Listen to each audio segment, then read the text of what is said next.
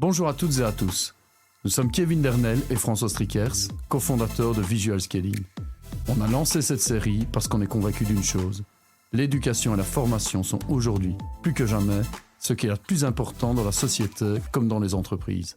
Le Skillcast, c'est notre façon d'ouvrir des discussions franches avec celles et ceux qui innovent, expérimentent, doutent parfois, mais avant tout, font l'éducation et la formation de demain. À chaque épisode, on donne la parole à des invités qui partagent leur point de vue, leurs méthodes, leur retour d'expérience. On y parle pédagogie, edtech, éducation, hybridation, technologie, enseignement. Mais surtout, on essaye de comprendre comment on apprend aujourd'hui et comment on apprendra demain. Pas de discours théorique, pas de recettes toutes faites, juste des conversations utiles pour celles et ceux qui font du learning un levier d'impact. Bienvenue dans le Skillcast. Bien, bonjour à tous, bienvenue dans le 6e épisode du Skillcast. Alors aujourd'hui, on a la grande chance de recevoir Louis Deviron. Bonjour Louis. Salut, bonjour. Alors Louis nous vient de B-Code, et donc avec Louis aujourd'hui, on va parler de Louis, de B-Code et des nouvelles compétences numériques, en ce compris l'IA.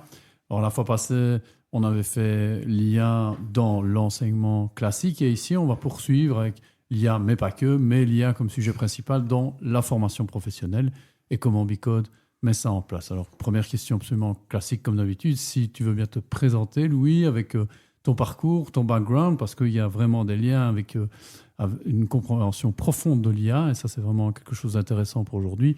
Et aussi, dans un deuxième temps, le projet B-Code, votre modèle, qu'est-ce que vous faites et qu'est-ce qui a fait son succès? Très bien, déjà merci de l'invitation. Donc moi c'est Louis Deviron, je suis le responsable pédagogique de B-Code, et on reviendra à ce que c'est B-Code après. Et en fait d'origine, moi j'ai un parcours un peu particulier, parce que je suis romaniste, donc j'ai étudié les langues et la littérature, avec l'envie à la base de devenir journaliste, ce que je suis jamais devenu. Et en fait, dans mon parcours de roman, j'ai eu l'occasion de suivre une spécialisation en traitement automatique du langage. Et donc, en gros, c'était tous les outils d'informatique qui étaient liés à la langue. Quand on fait le parallèle aujourd'hui avec toutes les IA, parce qu'on va en parler évidemment, c'est un bon placement. On est en plein dedans. Je me rendais pas compte à quel point le placement était bon, mais mon ambition à l'époque, c'était de dire, en fait, la littérature, etc., j'aime bien, mais je suis passionné surtout de ce qu'est le langagier, et je pense que d'acquérir des compétences technologiques est important. Donc, j'avais un peu cette intuition-là, ou cette envie-là, et donc j'ai suivi ce parcours, et puis finalement, je suis arrivé dans la technologie. Donc j'ai fait un master qui était entre la faculté de philosophie et lettres et la faculté d'informatique, et puis j'ai travaillé dans des startups, dans deux startups comme employé, autour de l'intelligence artificielle et du traitement de texte. Donc vraiment ce qu'on voit aujourd'hui avec l'IA, mais avec des outils qui ne sont pas du tout ceux d'aujourd'hui, parce qu'on l'a remarqué, évidemment, ça a fort évolué sur les 10 dernières années, les 15 dernières années. Et donc après ça... Mais ça veut dire que toi, tu traites de ces questions depuis que tu es étudiant. Tout à fait, ouais, donc tu en as vraiment une compréhension profonde. Oui, tout à fait. Et comme j'expliquais, mon mémoire, c'était de générer automatiquement des questions à partir de documents, ce qui se résume aujourd'hui en 2 prompts. Mais là-bas, c'était 170 pages de travail sur l'analyse du texte et la production de langage. Donc je traite ces questions depuis longtemps, c'est vrai. Et donc, on va dire, ce qui est intéressant, c'est que j'ai vraiment un recul aussi sur ces questions-là. J'ai eu un gros stress à un moment en me disant, mais en fait, tout ce que je fais est automatisable par une IA. Et puis, je vois aujourd'hui qu'en fait, il y a beaucoup de choses qui fonctionnent très bien, mais il y a aussi beaucoup de questionnements autour de ça. Et il y a des cas d'utilisation qui sont importants et qui demandent des questionnements et qui demandent de la formation aussi. Et on va y venir du coup avec B-Code. Et donc, j'ai trouvé un peu ma place dans cet écosystème-là. Et donc, B-Code. Et donc B-Code, c'est un organisme, une organisation à impact social qui forme les demandeurs d'emploi au métier de l'informatique depuis 2017. Et donc, ça part de quel constat? Ça part du constat qu'on est en 2017, on a manque de développeurs, de profils techniques sur le marché de l'emploi, on a un taux de chômage qui est important, mais l'idée c'est pourquoi pas simplement former les demandeurs d'emploi de manière accélérée à l'informatique pour qu'ils puissent rejoindre une carrière en IT et aussi combler le manque de profil. Et donc, on existe depuis 2017 et on est inspiré de la pédagogie Simplon, qui est un organisme européen, français de base, oui, et qui est présent un peu partout en Europe et dans le monde, qui fonctionne en pédagogie active. Donc, l'idée, c'est de mettre les apprenants en situation pour qu'ils acquièrent les compétences en action. Et donc, en réalisant des projets, qu'ils fassent des erreurs, qu'ils trouvent des solutions par eux-mêmes, qui soient de propres solutions, et qu'ils arrivent ensuite à réaliser leur projet. Et pourquoi ça fonctionne, particulièrement en IT, parce que ça imite très très bien le comportement ou la façon de travailler d'un développeur qui est toujours dans l'essai-erreur, dans la recherche permanente de solutions, etc. Et donc voilà comment on a été créé. Et comment tu expliques, parce qu'il y avait déjà des organes de formation, vous arrivez dans un écosystème à Bruxelles où il y a déjà Actiris, il y avait un centre de compétences Techniris, je m'excuse des noms, je connais mieux l'environnement wallon. Et pourtant, vous faites quand même ce qu'on peut appeler un boom. Qu'est-ce qui a fait ça ?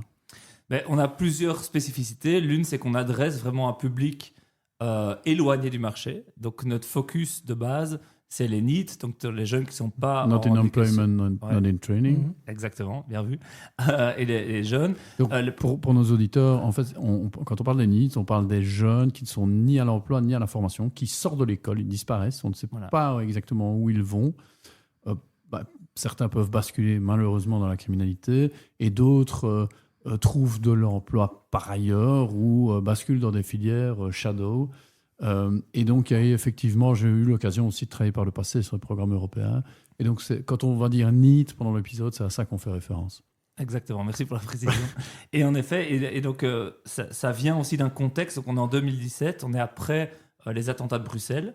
Et donc, il y a eu des budgets fédéraux qui ont été déployés à ce moment-là aussi pour dire, en fait, on a une population aujourd'hui qui est attirée par le djihad, parce qu'on avait à ce moment-là des jeunes qui partaient vers la Syrie, etc. On leur vend quelque chose, mais essayons de tourner cette vente en quelque chose de positif. Et donc on dit, plutôt que d'être attiré par les sirènes du djihad, soyez attirés par les sirènes de l'IT. Donc de promettre quelque chose dans lequel ils peuvent s'épanouir, qui est différent de l'école classique aussi, où ils vont être face à un prof toute la journée à écouter ce que le prof a leur raconter, mais plutôt à leur proposer quelque chose où ils sont en situation dans laquelle ils travaillent, et dans laquelle ils s'épanouissent dans le faire et dans des compétences qui leur seront utiles ensuite pour le marché de l'emploi.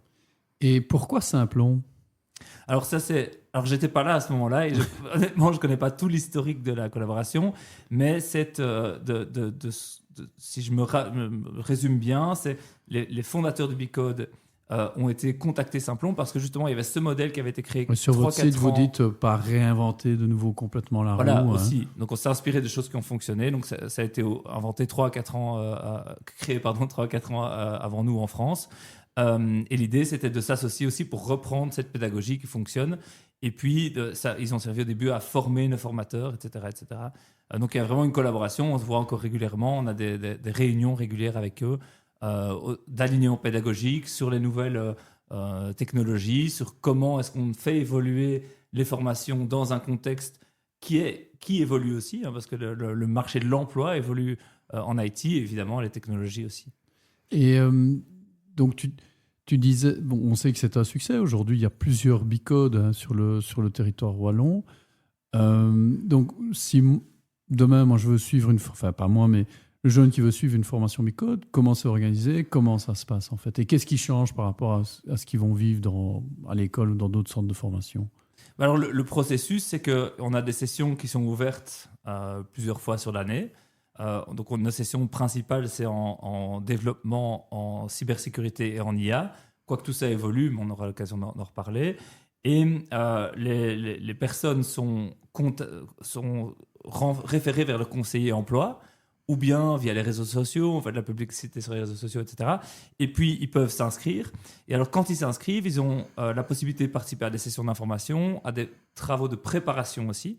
Parce qu'en fait, ce qui se passe, c'est qu'après, on leur fait une procédure de sélection. Ils vont passer à travers une procédure de sélection dans laquelle on leur demande qu'il y ait un tout petit peu d'acquis technologique. Donc, on leur donne un peu de contenu en avance qu'ils peuvent préparer pour pouvoir montrer leurs compétences algorithmiques. Alors, ça ne veut pas dire qu'ils doivent être développeurs et qu'ils doivent connaître le métier, mais ils doivent avoir l'esprit, on va dire, logique qui est nécessaire pour une carrière en informatique. Et donc, dans ces journées de sélection, une fois qu'ils sont invités, ils passent à travers des jurys. Un jury technique qui vérifie ses compétences logiques, un jury administratif qui va vérifier leur adéquation, s'ils sont bien demandeurs d'emploi, s'ils sont disponibles pendant 7 mois à temps plein, etc. Et puis, un jury, c'est le plus important, qui est motivationnel, dans lequel on va évaluer leur projet de vie et leur envie réelle d'aller vers ce genre de carrière. Et pourquoi c'est important? Parce que nous, on prône beaucoup que n'importe qui peut venir, tout le monde est le bienvenu, pour autant qu'il soit motivé. Et c'est pour ça qu'on assesse cette motivation de manière assez forte, et ce qui nous amène finalement à un taux d'abandon très faible dans l'information, parce que les gens sont sélectionnés sur cette base-là, et puis on arrive à les garder jusqu'au bout. Oui, moins de 8%. Moins de 8%. Et tu penses que le facteur clé, parce qu'avec ces publics-là, c'est toujours la difficulté pour avoir travaillé sur ces publics-là par le passé, quand j'étais responsable de centre de formation, effectivement, dans votre rapport d'activité que j'ai lu en préparation, on annonce c'est un chiffre qui m'a marqué, moins de 8% de taux d'abandon. Donc, tu dirais que c'est seulement la sélection ou c'est votre méthode qui permet ça? Alors, c'est les deux, évidemment. Donc, la motivation est importante. Et la méthode, évidemment, le fait qu'on soit dans un apprentissage actif, à travailler avec des pairs, dans des projets de groupe, à toujours être dans l'action, finalement, c'est évidemment, en tout cas selon mon point de vue, beaucoup plus motivant que de passer sa journée à écouter un prof qui vous parle.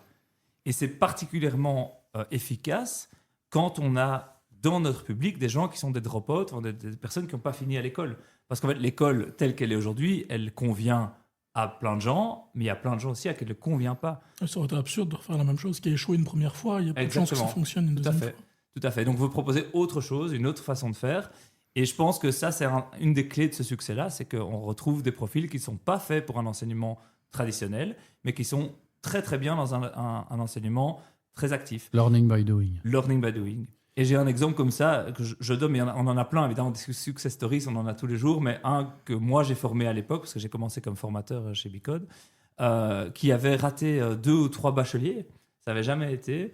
Il a fait 7 mois chez Bicode et il s'est retrouvé dans une start-up comme le premier employé, ça fait 5 ans, il est toujours là et il est le data scientist de l'entreprise, quoi. Intéressant sur la question de l'insertion professionnelle par la suite. Ça, je suppose que vous avez des statistiques sur le taux d'insertion après dans des métiers liés à la formation. Tu sais nous dire à peu près combien ils sont? Alors, nos statistiques, elles sont déclaratives. Donc, il y a, je mets le petit bémol sur ce point-là. Mais d'après les enquêtes qu'on envoie aux apprenants, aux anciens apprenants, 80% atteignent soit l'emploi, soit une nouvelle formation, soit un statut d'indépendant dans les 12 mois qui suivent leur formation. C'est quand même, vu le public qu'on a, c'est un beau succès. C'est énorme. Et vous mettez en place déjà à la base des partenariats avec des entreprises, avec des structures, pour qu'il y ait une espèce de filière où ils viennent se former chez vous pour ensuite rejoindre directement les entreprises, ou ils sont toujours seuls face au marché de l'emploi une fois qu'ils sortent? Alors ça, c'est un très bon point. Donc, tout un temps, on a eu des personnes qui les accompagnaient dans leurs soft skills, etc. On avait des employés pour ça. Aujourd'hui, on a plus ces employés-là, mais on a tout un parcours de mécénat de compétences. Donc, on a des bénévoles qui viennent dans les classes pour les accompagner là-dessus.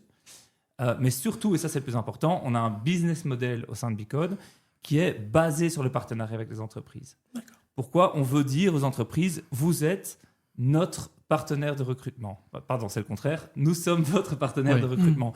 Et donc, venez... investissez dans le Bicode, investissez-vous dans la formation, et il y a plein de manières de le faire, dont une que j'aime beaucoup, que je vais expliquer juste après, mais investissez-vous dans la formation, et puis à la fin, venez voir ces talents et finalement engagez-les. Et ça, c'est tout le trajet qu'on met en place. On a des employés qui sont dédiés à cette tâche-là, de matchmaking entre nos entreprises partenaires et les apprenants de Bicode, et ça fonctionne super bien. Et donc, comme activité qu'on fait, il y a des job days. Donc, on organise des job days, on organise des pitchs. Donc, des entreprises viennent présenter leurs projets dans l'entreprise. Et alors, il y en a un que je trouve vraiment génial et que je trouve qui est vraiment notre spécificité. C'est ce qu'on appelle les use cases. Et donc, les entreprises viennent avec un cas d'étude, un projet, qu'ils soumettent aux apprenants. Les apprenants travaillent dessus pendant 15 jours.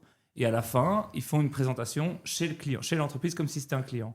Et c'est génial. Pourquoi? Parce que pour l'entreprise, ça leur permet d'une part de tester des nouveaux formats, un nouveau projet, d'évaluer des futurs potentiels recrues. Et pour les apprenants, ils ont l'occasion de pouvoir dire « j'ai travaillé pour un vrai client à qui j'ai eu l'occasion de montrer quelque chose et dans un environnement qui est un environnement professionnel ». C'est un modèle qu'on va énormément retrouver ça dans les écoles, si tu te souviens, techniques et d'ingénieurs avec lesquels on avait travaillé, notamment aux Pays-Bas, où les entreprises ont parfois des desks dans les écoles d'ingénieurs, des desks à projet où elles viennent proposer un projet. Ah oui. Oui, tout à fait. Par le passé, avec Kevin, on travaillait dans des projets européens sur ces questions-là. Et ça nous avait vraiment marqué. On s'est dit, mais tiens, il y a Une différence fondamentale avec il y le a une système différence scolaire aussi. fondamentale. Et alors, autant, et là on parle de l'enseignement, autant à un moment donné, il faut des barrières entre l'enseignement et les entreprises. À certains moments donnés, il faut que le savoir puisse être transmis de manière désintéressée, si je puis dire.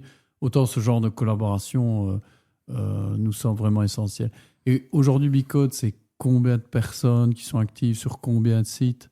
Vous en êtes où actuellement? Alors, on est présent sur les 3 régions du pays et on a une vingtaine de personnes associées au projet qui sont employées ou en statut indépendant. Et Donc, on a principalement une équipe, on va dire leadership, qui gère les ressources humaines, les finances, les relations avec les entreprises et la tech et pédagogie. Donc, ça, c'est moi. Plus une CEO. Et alors, on a des account managers qui gèrent les différents clients. On a des formateurs, évidemment. Et on a toute une équipe opérationnelle autour du marketing, du recrutement, du suivi des apprenants, de la communication et aussi de administratif. je sais aussi que vous avez une activité purement B2B maintenant. Tout à fait. Alors, depuis 2022, on a complété notre activité B2C par de l'activité B2B, en effet. L'activité B2B prend plusieurs formats. Un des formats, c'est l'upskilling, donc c'est la formation en entreprise sur des formations courtes. Évidemment, il y a une opportunité aujourd'hui qui est indéniable avec l'intelligence artificielle, et là, on a énormément de clients là-dedans. Donc, on donne des formations en entreprise, formations courtes pour les employés. On a aussi des programmes de reskilling, et là, il y en a 2 qui sont, selon moi, intéressants. On a travaillé avec une mutuelle sur un projet de reconversion de profil support en profil data analyst. Donc, on a animé une académie digitale comme ça de 12 semaines pour reformer ces profils. Et on a travaillé aussi avec Bipost pour former des facteurs qui étaient... c'est à l'époque où il y a l'arrêt de la distribution, des contrats de distribution de journaux qui étaient annoncés. Et donc, Bipost a dit il faut qu'on trouve des solutions pour réengager des équipes internes plutôt que d'aller recruter des informaticiens ailleurs. Prenons des gens qui sont déjà engagés dans l'entreprise et reformons-les. Et donc, on a fait une formation là-dessus autour de Dynamics 365. Ça, c'est vrai que c'est un modèle auquel moi je crois énormément. C'est le fondement de notre proposition de valeur au sein de Visual Scaling, sans du tout faire de la pub ici, mais c'est de se dire à un moment donné, et c'est quelque chose qu'on dit énormément aux entreprises. Nous, on est aussi dans le scan de compétences. J'imagine que vous devez être actif là-dessus aussi, mais sur est-ce que vous êtes certain que toutes les compétences rares et coûteuses qui sont présentes dans votre entreprise ou que vous souhaitez acquérir sont vraiment utilisées à leur à bon escient? Est-ce que vous ne pourriez pas avoir des personnes peut-être moins qualifiées, entre guillemets, et les former vous-même avec ces stratégies d'up et de reskilling?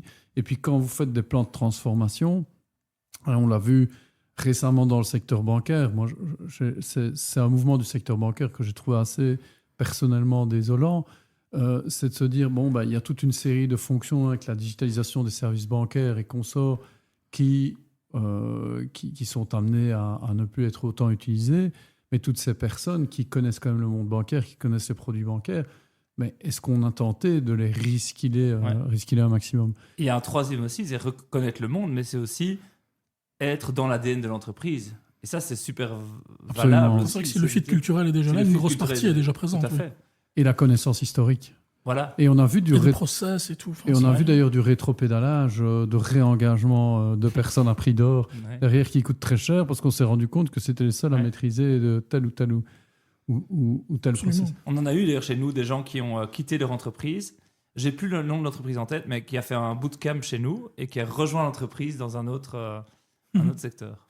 Et aujourd'hui, l'actualité de Bicode, est-ce qu'il y a un projet que tu souhaites mettre en avant plus qu'un autre? L'idée maintenant, c'est vraiment de continuer à se développer sur ces 3 aspects, donc la formation de demandeurs d'emploi, le reskilling et l'upskilling. Donc aujourd'hui, on propose vraiment nos services aussi aux entreprises dans l'idée en fait de dire on veut un modèle qui soit soutenable. Donc jusqu'ici, on dépendait très fort des subsides. On se rend compte que les subsides, ça tombe plus comme ça tombait avant. Et du coup, on veut rendre ce projet soutenable. Et la manière qu'on pense être vraiment pertinente pour ça, c'est d'aller chercher des financements privés pour des projets privés qui dégagent la marge, qui permet ensuite de venir être injecté dans les formations de demandeurs d'emploi pour qu'on garde notre impact social. Parce que Bicode existe et a comme valeur à cœur, valeur cruciale, cet impact social. Et pour avoir cet impact social, il faut qu'on continue à former des profils fragilisés, etc. Alors ça peut se faire via les demandeurs d'emploi, ça peut se faire aussi dans le reskilling, on en a déjà largement parlé. Et l'idée, c'est que ce reskilling, ce upskilling se fasse financer par les entreprises et que ce financement vienne découler sur tout le reste de ce qu'on fait. Ok, super. Tu parlais en introduction du moment où l'idée de Bicode est apparue, c'est-à-dire d'un constat qu'il y avait une grande différence entre les besoins dans le marché de l'emploi en matière de compétences informatiques avancées. Aujourd'hui, on est un petit peu, j'ai l'impression, dans un scénario inverse, avec l'apparition de l'IA, où le marché s'est très détendu sur ces questions-là, et l'IT n'est plus le roi du recrutement, quelque part. Comment ça se passe avec Bicode? C'est un repositionnement? C'est des compétences qui changent? C'est des besoins qui changent aussi au niveau des collaborateurs? C'est une question super importante parce que c'est vrai que l'arrivée de l'IA générative vient vraiment disrupter tous les secteurs. Et l'IT est un peu paradoxalement, parce que finalement, c'est les développeurs qui ont créé l'IA qui finalement maintenant se retrouvent à risque. Et c'est vrai qu'il y a énormément... Enfin, le métier de développeur en lui-même évolue très fort. Et ça, on en est persuadé. D'ailleurs, aujourd'hui, on a mis un petit peu en pause les formations de purs développeurs juniors parce que leur placement après était mauvais. Hein. C'était beaucoup plus difficile de trouver. D'accord. Mais du coup, on est en train de... Je me permets. Ouais, vas-y. On voit déjà cet impact à ce point-là aujourd'hui. Sans aucun doute. Oui, sans aucun doute.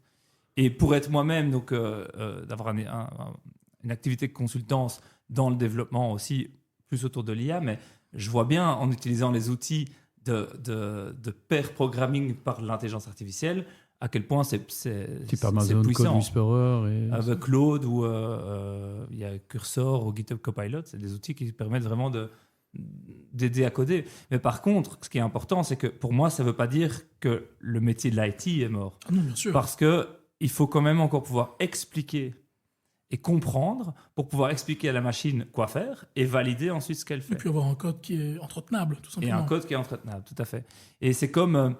Il y a plein d'analogies aujourd'hui. Il y a plein d'IA qui sont super dans le domaine de la médecine, mais il y a quand même encore besoin du médecin pour le superviser, pour pouvoir interpréter les résultats, pour pouvoir expliquer les résultats aux patients.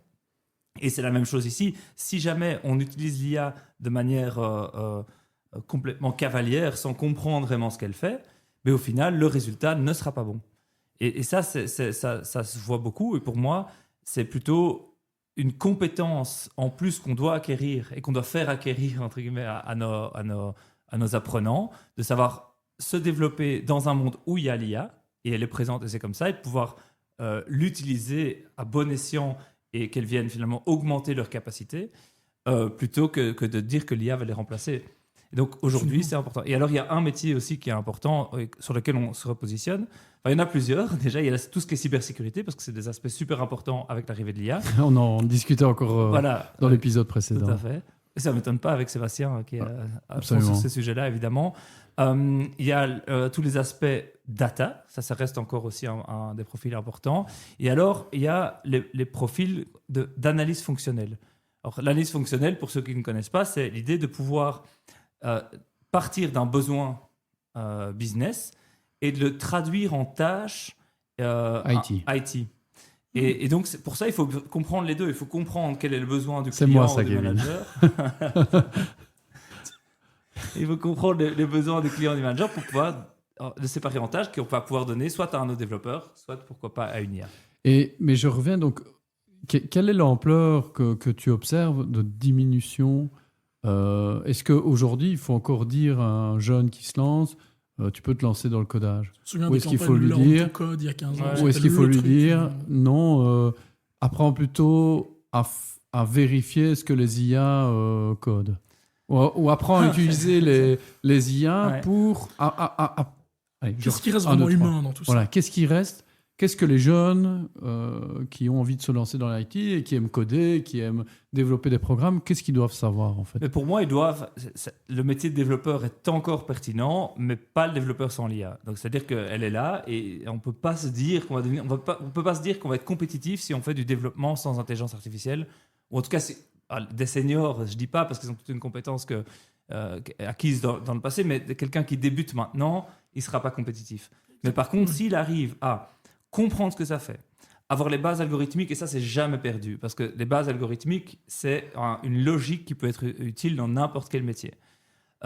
Comprendre comment traduire des spécifications de métier vers une IA et être capable d'analyser le code et de le comprendre, il y a un métier là-dessus. Et d'ailleurs, pour l'année prochaine, on va lancer une formation qu'on appelle développeur IA, qui est l'idée d'aider les entreprises dans le développement d'outils d'intelligence artificielle au sein de leur entreprise, pour faire ce qu'on appelle des RAG, donc des sortes de moteurs de recherche spécialisés pour l'entreprise, des chatbots, des agents, etc., etc. Donc il y a encore du boulot en tant que développeur, mais c'est clair que l'IA, il prend une grande... Donc tu disais, il y a cet exemple-là, et puis je t'avais un peu interrompu, pardonne-moi, et puis tu disais, voilà, les nouveaux métiers, donc au niveau du métier développeur, je pense qu'on a compris vers quoi ça allait, et dans les autres métiers, donc c'est un développeur mais assisté par l'IA, cybersécurité, installer des moteurs d'IA dans les boîtes, et c'est quoi les autres secteurs de l'IT où tu dis, ça impacte, mais je peux toujours, est-ce qu'il y a encore des parties dans l'IT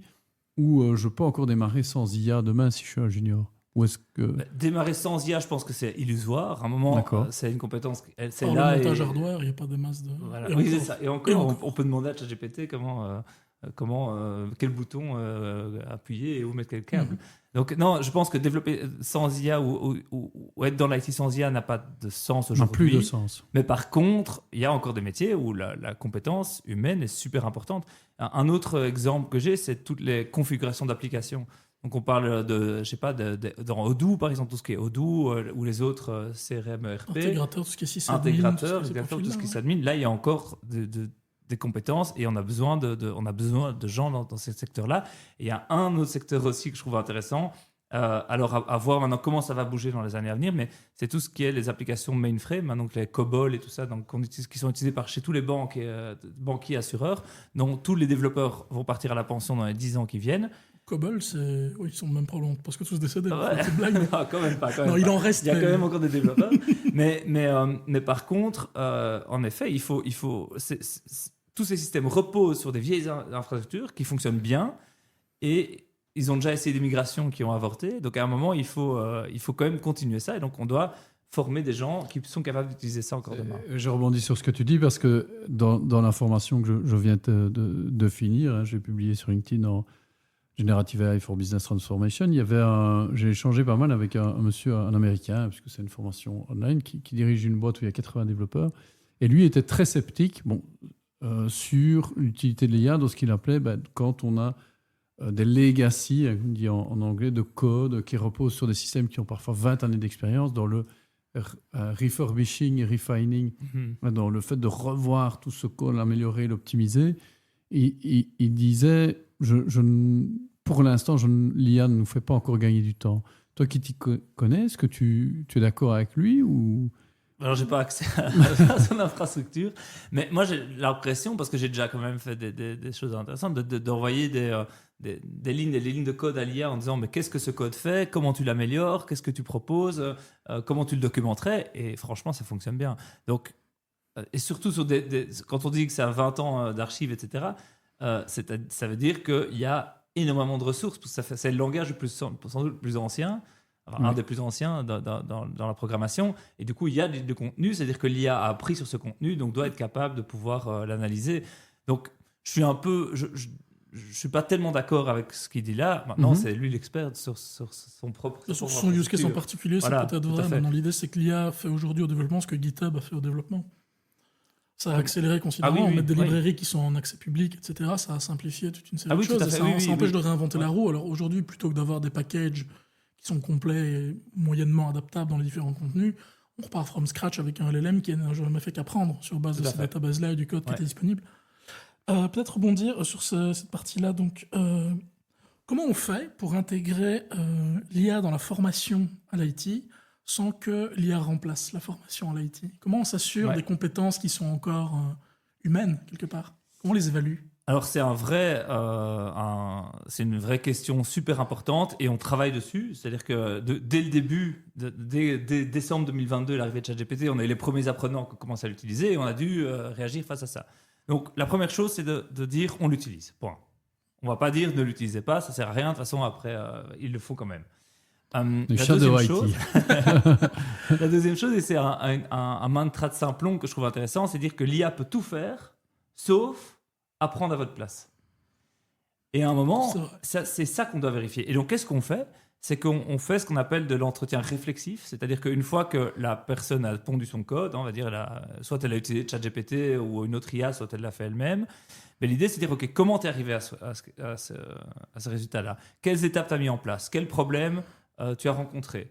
Et vraiment de faire que la personne, même si elle a utilisé l'IA, elle puisse comprendre le raisonnement. Et si elle a compris le raisonnement et qu'elle comprend chacune, peut-être pas chacune de ses lignes de code, parce qu'on n'est même plus à ça aujourd'hui, mais que si elle comprend la structure de ce qu'elle a fait, ben on peut dire que la compétence est acquise. Et donc, c'est une des stratégies. Alors, il y en a d'autres, certainement, mais celle-là est puissante parce que ça confronte l'apprenant à sa Il y a propre un shift production. d'un point de vue méthode là-dedans. Le shift est intéressant parce que ça veut dire qu'on n'évalue plus des connaissances, mais qu'on évalue des processus de pensée. Oui. Je pense que la réponse que vous Ouais. apportez là serait sans doute très enrichissante pour nos professeurs d'université, par exemple, qui se plaignent régulièrement dans la presse du fait que les mémoires sont faits avec ChatGPT, Ouais. que tous les assessments à l'UNIF sont faits avec ça. Mais peut-être que le problème ne vient pas tellement du fait que ce soit fait avec de l'IA, mais de la manière dont on évalue les choses Tout et de à fait. ce qu'on évalue en réalité. Ouais. Et c'est super intéressant que vous ayez mis ça en place. Peut-être faire une transition vers l'idée de sortir de ça et rentrer plus dans l'organisation de Bicode. Donc aujourd'hui, Bicode, c'est un hub, c'est comme ça, qui agrège toute une série de services, tu nous en as parlé, donc la formation Ouais. des demandeurs d'emploi, les services pour les entreprises. Est-ce que tu vois une évolution de ce modèle vers de la formation qui serait accessible à tout un chacun et pas spécialement dans le cadre d'entreprise ou directement pour les demandeurs d'emploi? Est-ce que tu imagines des formats courts qui seraient accessibles à tous, par exemple? Oui, tout à fait. C'est pas du tout exclu. Pour l'instant, c'est vrai qu'on est sur ces deux publics-là. Et je pense que chacun a un peu son cœur de cible. Et donc, il y a plein d'acteurs. Et il y a des acteurs qui font de la formation ouverte à tous. Mais tout à fait, le modèle de formation qu'on propose est accessible à tous et n'a pas d'exclusivité vers l'entreprise ou vers le demandeur d'emploi. D'ailleurs, c'est une bonne idée, on va développer ça. Non, parce que c'est une question derrière ça, il y a une question peut-être un petit peu plus politiquement incorrecte qui est à quel point est-ce qu'on démultiplie les sources de même formation dans un écosystème où finalement aujourd'hui pour se former à l'IT, il y a toute une série, il y a une offre qui est pléthorique, que ce soit des parcours classiques, bachelier, master, en fonction des niveaux qu'on souhaite et des spécialités, des écoles privées, on va vers l'école 42 typiquement, ce genre de choses, ou des initiatives plus locales, pour pas en citer, ça sert à rien de faire la liste, mais il y en a vraiment énormément.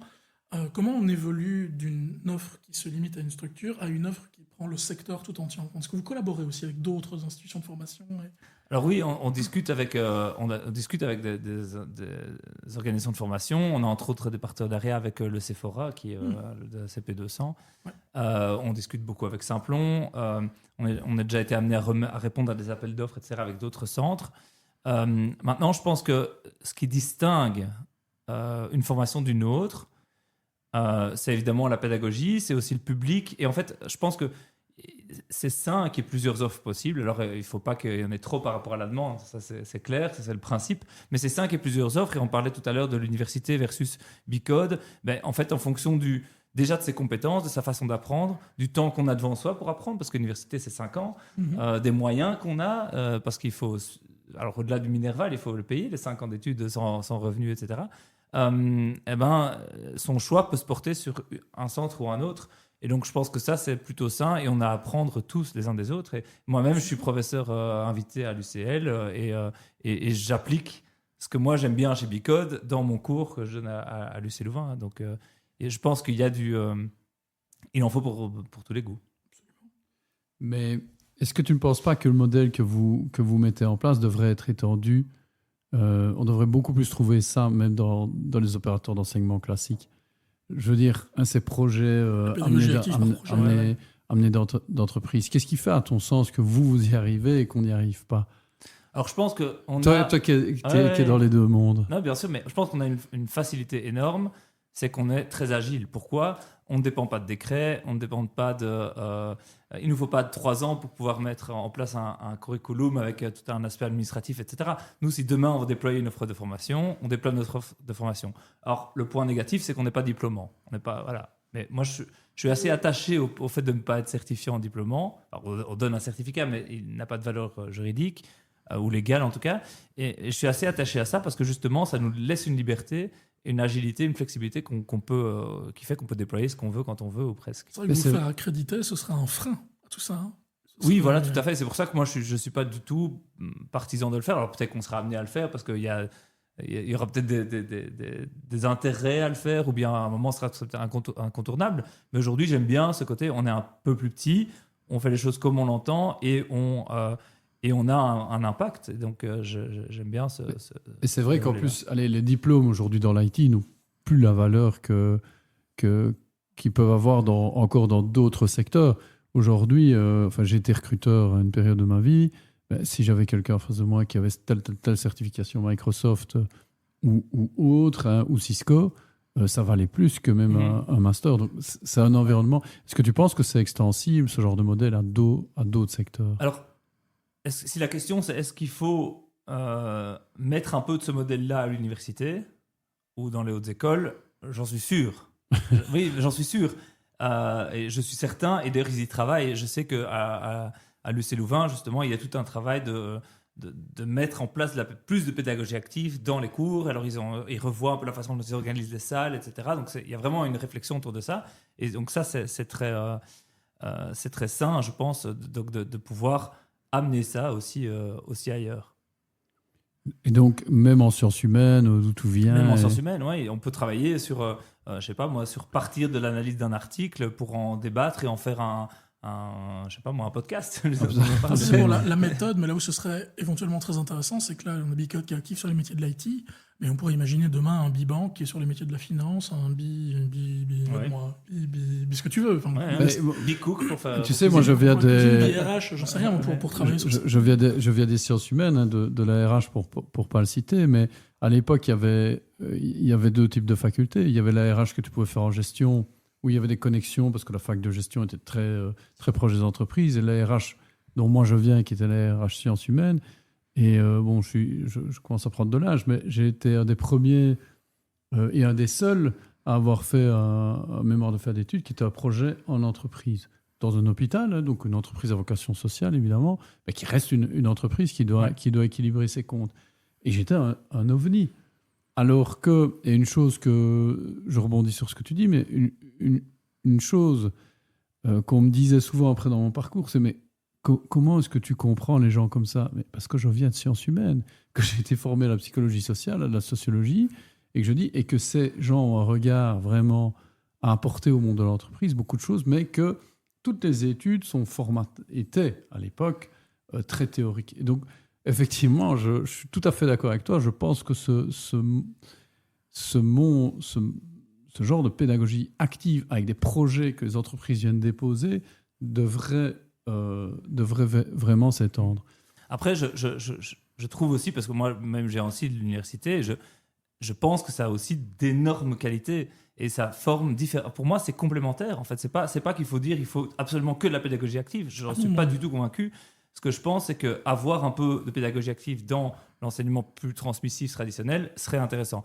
Maintenant, des personnes qui sortent de l'université ont des compétences indéniables et qui sont complètement différentes de celles que nous, des choses comme ça qui sont très différentes. C'est différent de ce qu'on forme chez nous. On est tout à fait d'accord. Le truc, c'est qu'aujourd'hui, et je me suis fendu d'un petit post LinkedIn ici récemment, on continue à faire se déplacer des centaines de millions, même de par le monde, hein, c'est pas qu'en Belgique ou c'est pas pour critiquer, faire venir des jeunes étudiants dans des campus pour qu'ils reçoivent un contenu en transmissif qui, pédagogiquement, à toutes les études le montrent, n'a pas d'intérêt. Après, pédagogiquement... Je crois qu'on a plus de 95% d'oubli à 5 ans, un truc comme ça, sur le cours de fac classique. Et donc, c'est plutôt... Mais effectivement, c'est la connexion avec les entreprises ou les organisations. On ne parle pas forcément que de sociétés commerciales, qui, à mon avis, et c'est ce que vous avez réussi, est à faire. Et c'est aussi, effectivement, learning by doing. Faites faire, pas plutôt que transmettez. Si je reviens un peu à l'IA, on a eu beaucoup de discussions sur l'IA dans l'enseignement, les données sensibles. Donc, par exemple, dans ces projets d'entreprise, comment c'est géré au niveau de Bicode? tout est cadré dans des moteurs IA. Ah, oui. Comment est-ce que vous gérez cet Vous êtes aspect dans le souverain ou vous êtes dans le cloud sous contrat? souveraineté des données, souveraineté des Ouais. moteurs utilisés, peut-être données sensibles que les entreprises vous confient. Comment c'est géré? Alors, il y a deux choses. Il y a les données sensibles des entreprises. Et là, les apprenants passent par un NDA. Il y a certaines réglementations. Ils ne peuvent pas aller dans le chat GPT, mettre les données. Et parfois, les entreprises anonymisent aussi les données qu'elles envoient. Donc ça, c'est le premier aspect. Et puis nous, dans notre quotidien, mais on est très partisans de l'apprenant choisit l'outil qui lui convient. Donc D'accord. nous, on ne vient pas à dire allez utiliser Copilot, allez utiliser ChatGPT, utiliser Mistral parce que c'est européen. En fait, on dit choisissez là où vous vous sentez bien. Parce qu'on considère que c'est quand, avec le logiciel qu'ils arrivent, qu'ils apprivoisent, que finalement ils vont être les meilleurs. Et c'est comme ça pour tout. Là, je parle de l'outil d'IA, mais on peut en parler pour le logiciel d'intégration de code, on peut en parler pour le langage de programmation, c'est ça. Maintenant, évidemment, nous, en tant qu'entreprise sociale, on est attaché à la souveraineté des données, à l'impact énergétique, etc. Mais pour nos apprenants, en l'occurrence, on les laisse le choix et on trouve que c'est important qu'ils puissent eux-mêmes être acteurs du choix qu'ils portent. D'accord. Et on le sensibilise. Hein. Je veux dire, il y a quand même, on fait des activités, des workshops, etc.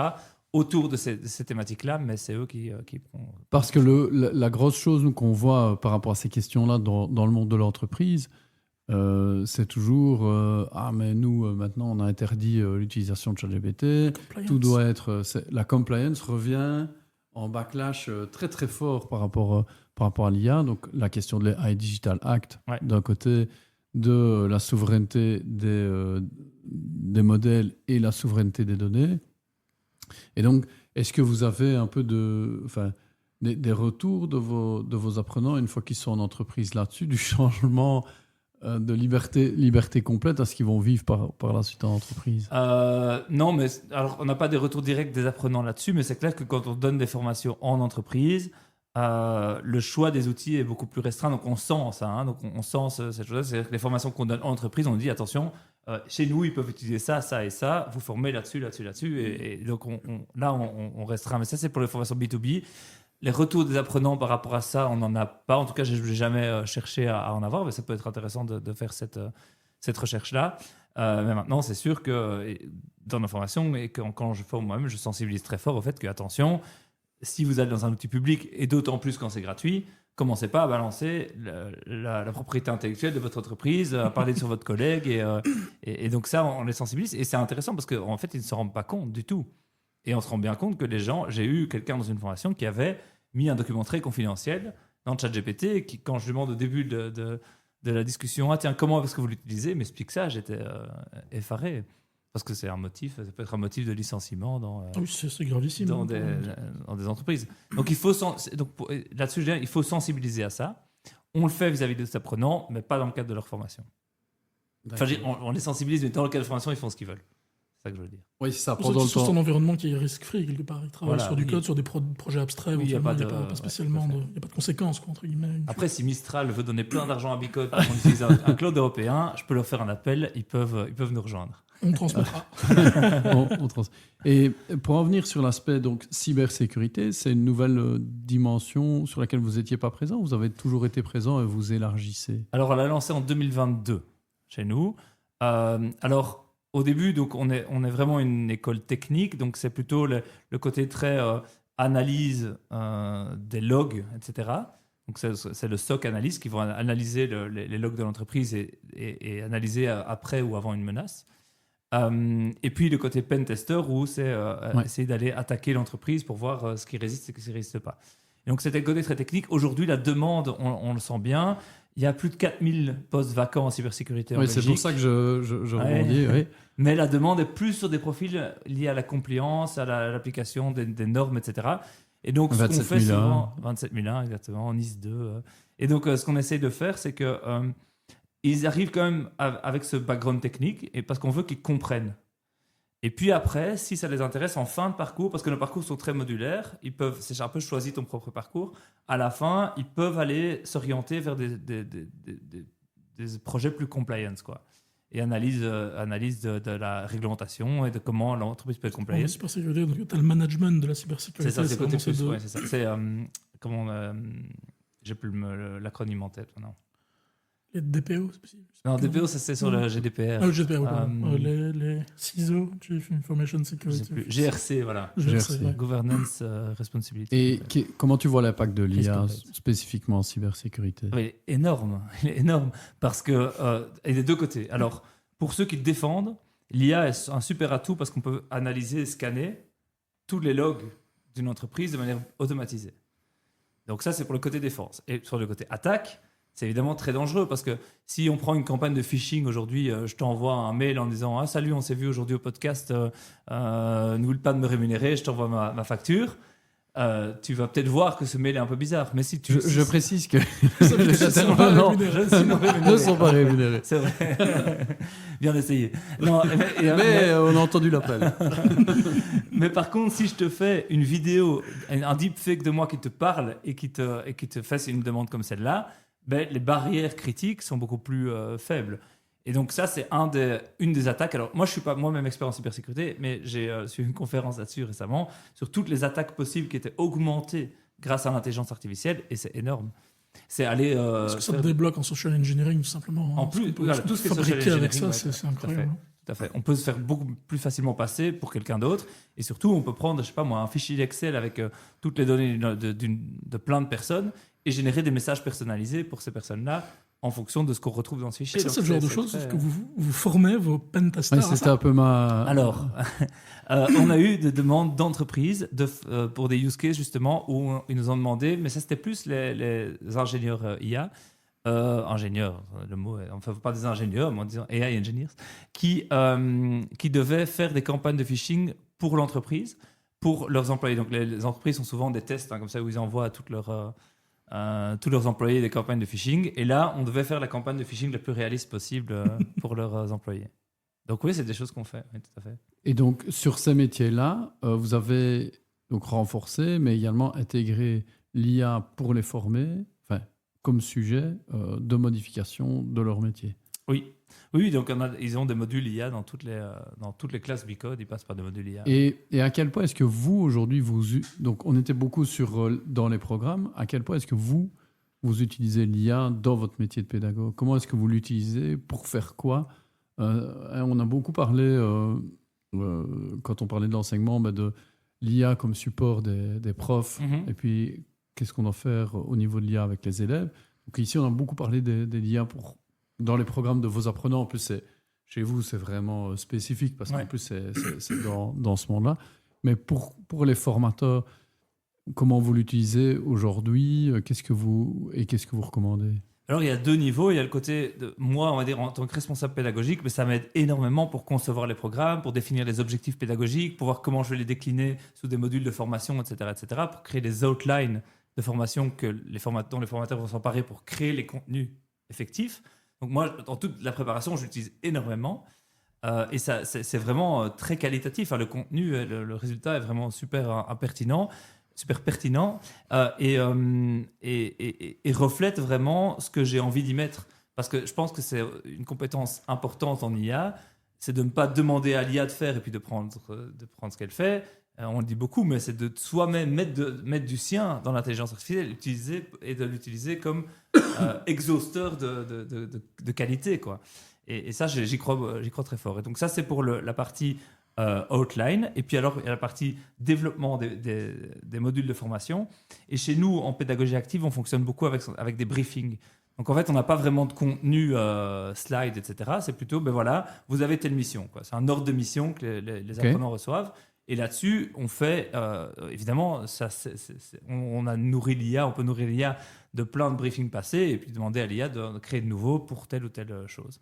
Et alors là où je trouve ça particulièrement pertinent, alors on ne l'a pas encore fait aujourd'hui, mais on va travailler sur ces projets-là aussi, c'est de pouvoir faire varier les contenus en fonction des types de profils qu'on a. Et s'il y a des besoins spécifiques, s'il y a des gens qui sont plus techniques, moins techniques, qui veulent mettre telle compétence en avant, en fait, l'IA est un outil génial. On peut partir du même briefing, du même projet de base, et le faire varier en fonction des personnes qui vont réaliser le projet. Et donc, pour moi, on arrive carrément à quasiment plutôt à de l'accompagnement individuel via un briefing qui est individualisé en fonction des compétences de la personne. Et une fois que ces personnes ont reçu le briefing, comment est-ce que vous gérez la partie ressources auxquelles ils doivent se référer? C'est leur formateur qui leur fournit? Comment est-ce que vous auto-développez? On leur donne un peu de ressources, donc soit des ressources en ligne, soit des choses qu'on a développées quand même, avec un peu de contenu, des briefings, parce que c'est plus compliqué, un peu plus compliqué que le briefing. On a d'abord de l'apprentissage guidé, donc on a des petits exercices. Des TD, quoi, finalement, en fait. Des travaux dirigés que vous partez d'un petit C'est un peu truc, comme des travaux dirigés, donc on leur donne des tout petits exercices, et puis des petits exercices deviennent des projets de consolidation avec des briefings plus précis. Et donc, mais dans ces petits exercices, il y a toujours un petit peu de théorie qui est glissée. Et alors, on leur donne des ressources, et puis après ça, ils doivent aussi aller chercher eux-mêmes des ressources en ligne. Et alors, pour la partie quand même vraiment plus théorique, ce qu'on dit, c'est que c'est pas nous qui allons vous la donner, c'est vous qui allez la créer. Et donc, tous les jours, ils ont un rituel qui s'appelle le Tech Talk, inspiré du coup du TED Talk. Ouais. Et tous les jours à 13h30, il y a un apprenant qui présente un sujet qui est en lien avec la matière qu'ils sont en train de voir. Et donc, c'est ce qu'on appelle le learning by teaching. Ouais. Et c'est important. Pourquoi? Ça leur permet d'explorer un sujet de base, et puis ensuite de le comprendre et de le digérer pour être capable de le présenter. Et aussi de travailler leurs soft skills, de présenter, de savoir être face à un groupe, de savoir comment animer une discussion, de savoir présenter un sujet compliqué, de faire des slides, voilà, etc. Et pour ces parties-là, est-ce que tu vois demain des développements de chatbots chez Bicode pour faire de l'adaptive learning, pour avoir des réponses en real time au moment où ils ont besoin de choses? Python Copilot spécial. On a déjà des initiatives, j'en avais essayé plusieurs coachs ont déjà fait ça, de créer un agent qui soit le coach coach Bicode, géré par l'IA. Et là, on le prompte avec vraiment les caractéristiques de comment fonctionne un coach Bicode. Et donc, une des règles que j'ai comme ça, c'est on ne donne jamais la réponse, mais il y a une heuristique qu'on met en place. C'est d'abord, est-ce que tu as regardé la doc? Est-ce que tu as été voir sur Internet? Est-ce que tu as demandé à tes collègues? Et si toutes ces réponses sont non, le collègue répond. Le coach répond. Et donc, on a mis ça. Il y a un bypass assez facile à mettre en place. Voilà. Donc, l'IA répond est-ce que tu as été demandé à tes collègues? Et ne donne jamais la réponse, mais essaye d'aider l'apprenant à amener la réponse. Donc, on virtualise un petit peu. C'est plus expérimental. Hein. C'est pas, on ne va pas transformer une formation avec un formateur IA, surtout que pour nous, les compétences humaines sont beaucoup plus importantes que les compétences techniques, surtout avec des profils comme on a. Mais c'est intéressant de refaire cette démarche, de repenser notre ADN en la promptant finalement. C'est un exercice même pour apprendre à fabriquer cet agent. Et puis ça permet de rendre le prof entre guillemets disponible à n'importe quelle heure du jour et de la nuit, à plusieurs endroits à la fois, et d'avoir une assistance pour les comme un employé qui ne tombe jamais malade, qui donne toujours ça. C'est ça. On sort un peu du sujet, mais je trouve ça important. Moi, quand j'avais travaillé sur les NEET, les programmes que j'avais développés, c'était en fait, on devait les préparer à suivre une formation ou à entrer dans un job, et on travaillait sur toutes les parties compétences comportementales ou les fameuses soft skills ou attitude skills ou math skills, c'est comme on veut. Parce qu'on sait bien que le public éloigné de l'emploi, c'est un peu souvent le problème, hein, et donc on avait développé des mini-ateliers déjà en hybrid learning à l'époque, avec une partie en préenregistré, des parties en workshop en présentiel sur attitude professionnelle, attitude personnelle, esprit critique, apprendre à apprendre aussi, qui était un de ces ateliers-là. Comment vous gérez ça chez Bicode? Alors, de deux façons. Il y a d'abord une première façon qui est infusée, on va dire, dans la façon dont on apprend, hein, donc tout ce qui est méta-apprentissage, etc., apprendre à apprendre, public speaking, etc., c'est en faisant. Donc, c'est-à-dire que les textos pour le public speaking... Travailler en groupe aussi, simplement. Travailler en groupe, etc. Donc, en fait, ce qu'on essaie de faire, c'est imiter le fonctionnement d'une entreprise. Et donc, le formateur ne fonctionne pas vraiment comme formateur, mais plutôt comme manager.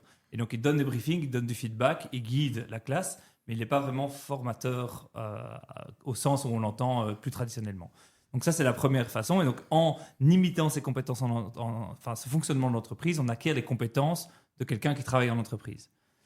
Deuxième chose, on a ce fameux mécénat de compétences, où là, on a des personnes externes qui viennent sur des sujets très spécifiques, par exemple la gestion du stress, la communication non violente, toutes des compétences humaines, hein, comme on dit aujourd'hui, qui viennent là vraiment à travers des ateliers pratiques.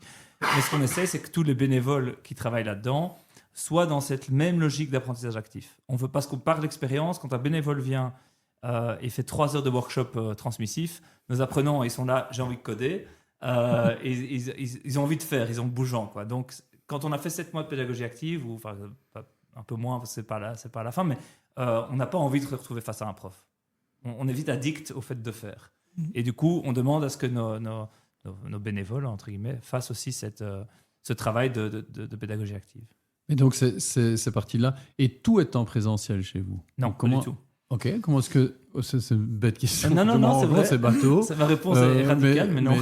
Oui, comment ça se passe très, très concrètement entre le présentiel et le distanciel? Alors, donc, j'ai 7 mois, je rentre. Qu'est-ce qui va m'arriver en fait en termes de présence chez Bicode et comme ça? Et encore une fois, on essaie d'imiter le fonctionnement de l'entreprise. Aujourd'hui, l'entreprise, surtout en IT, c'est pas du tout du 100% présentiel. Et donc, en fait, on n'a que 2 jours sur site et 3 jours qui se font via Discord.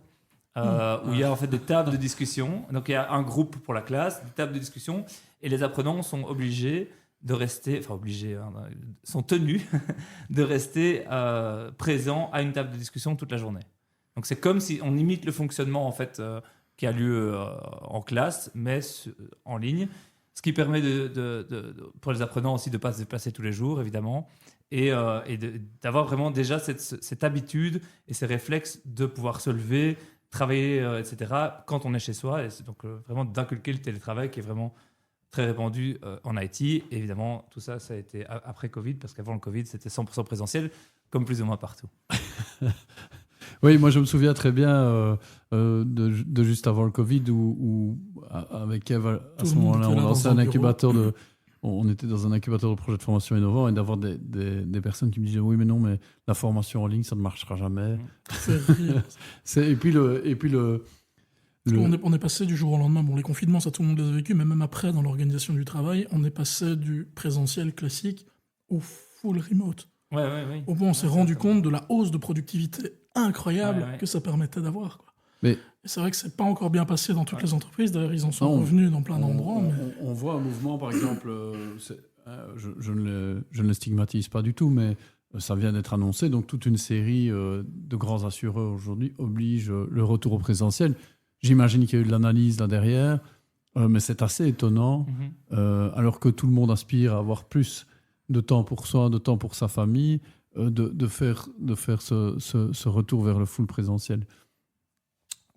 Voilà, whatever. Par rapport à tout ce que tu viens de nous décrire, en fait, on croit un peu rêver. Non, mais c'est vrai, pour être franc avec toi, tellement on retrouve dans Bicode des choses auxquelles moi je crois.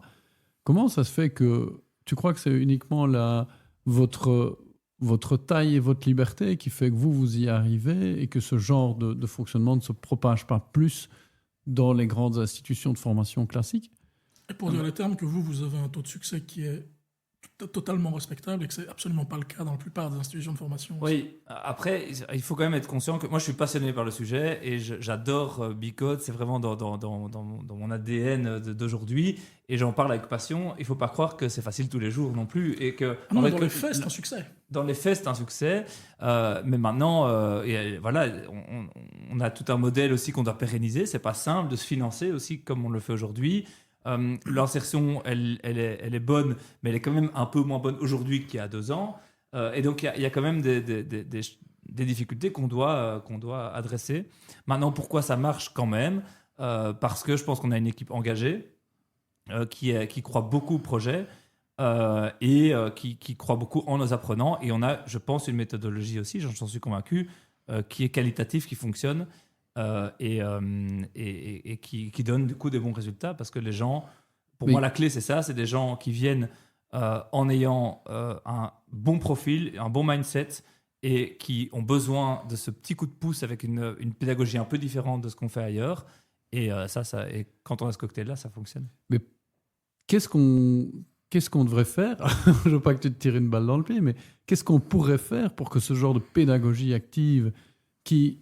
C'est prouvé, hein, nous, c'est ce qu'on recommande aussi toujours en entreprise, au niveau, quand on développe des académies avec les entreprises, on dit toujours écouter le transmissif. Alors nous, tu sais qu'on est plutôt des tenants de la hybrid learning, hein, avec des parties qui vont être préenregistrées quand c'est du transmissif, mais qu'on ne peut pas aller chercher ou faire de la curation, parce que souvent on est sur des projets où il y a de l'IP, c'est des données sensibles qui restent internes aux entreprises. mais gardez le présentiel à ce que vous faites, de la pédagogie active, du learning by doing, j'en suis totalement convaincu. Comment est-ce qu'on fait pour que ce système qui est le meilleur, c'est prouvé, je veux dire, en termes de pédagogie, je dis pas Bicode ou Visual Scaling, je dis pas qu'on est les meilleurs. Je dis que mélanger les approches, c'est le système qui donne les meilleurs résultats. Se scale demain et convaincre, en fait. Mais pour moi, il faut former les formateurs. Finalement, c'est peut-être ça. Parce que je pense que même à l'université, ils sont libres de leur pédagogie. Et il y a des très bons profs, il y en a des moins bons. Et finalement, ils peuvent amener eux-mêmes un peu de cette façon d'apprendre dans leur cours. Ils ont quand même cette liberté-là. Ils ne sont pas contraints par un cadre très précis. Ils ont la liberté sur le contenu de leur cours et sur la façon dont ils le donnent. Donc je pense qu'il y a pour moi, il faut.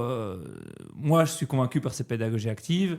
Je pense qu'il faut que les formateurs, plus largement, en soient convaincus aussi. Et je pense que dans la formation des profs, il faut que ça vienne aussi. Je ne sais pas si c'est le cas aujourd'hui. En tout cas, ceux qui. On en a parlé récemment avec Michael Lejar dans un épisode précédent. Et... Oui, il y a des choses qui se mettent en place, notamment l'intégration à la technique du numérique, toute une série de compétences qui sont mises dans la formation initiale, mais il reste encore quelque chose de... Allez, le vieux modèle de l'estrade avec le prof qui explique quelque chose, le cancer des universités, le PowerPoint qui est toujours là. On parle de l'université et des profs, et on le dit, on le répète, pour nous, il n'y a pas plus noble métier que les enseignants, ils ont notre immense respect, mais on voit ça tout autant.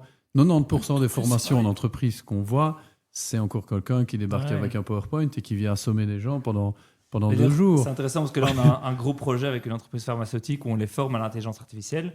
Et ils arrivent vraiment, c'est marrant, parce que j'ai donné hier un atelier, ils arrivent un peu avec les pieds de plomb, et puis ils sortent après 4 heures une demi-journée, ils ont pratiqué, ils ont travaillé sur l'ordinateur, ils sont là. Et je voudrais vraiment que tu dises quelque chose que tu m'as dit en off. Ça ne prend pas plus de temps Ah oui, c'est vrai ça.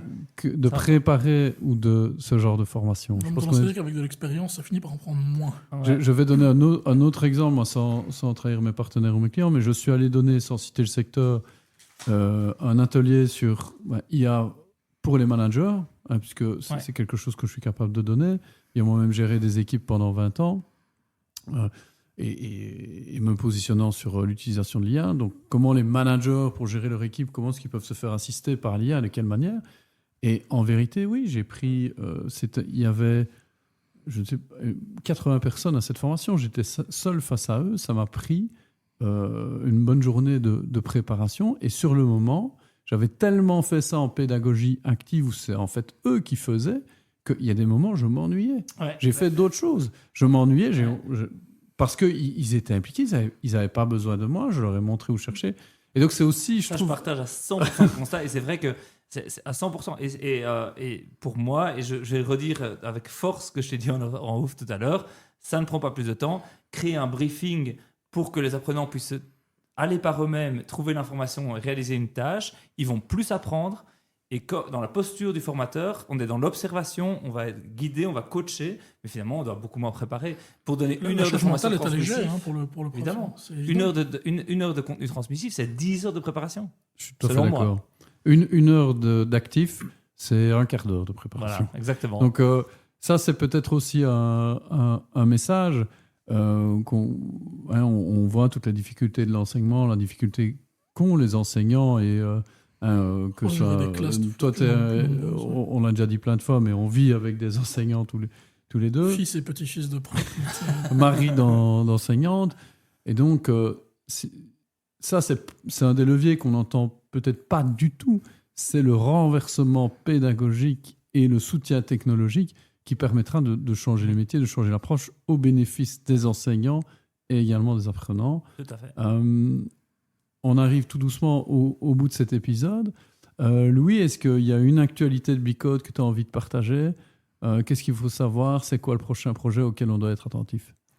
Aujourd'hui, Bicode surfe aussi sur le besoin. Et je pense qu'il y a cette formation à l'IA. Si vous cherchez un centre de formation qui va vous aider, vous accompagner dans l'intégration de l'IA pour vos collaborateurs, collaboratrices, et que vous voulez le faire de manière participative et active, Bicode est une bonne source. Et de même, si vous voulez recruter dans la diversité, si vous voulez recruter des profils un peu différents, mais qui sont motivés et qui ont les compétences pertinentes pour le marché de l'emploi aujourd'hui et vraiment aujourd'hui, il faut penser à Bicode parce qu'on est une chouette entreprise. Voilà. Et donc, on partagera évidemment tous les liens Merci beaucoup. sur les différentes ressources et toutes les ressources. Tout ce que tu auras envie de partager sera partagé ici dans les liens avec l'épisode. Trop bien. Merci, Merci à tous un les grand deux. merci. Merci pour l'invitation. Et bonne continuation en Merci Bicode. beaucoup, à bientôt.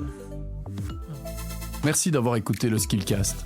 Si l'épisode vous a plu, n'hésitez pas à le partager autour de vous ou à nous laisser un commentaire. Et si vous avez envie de prolonger la réflexion ou simplement de nous écrire, vous pouvez nous retrouver sur LinkedIn. À bientôt pour un nouvel épisode.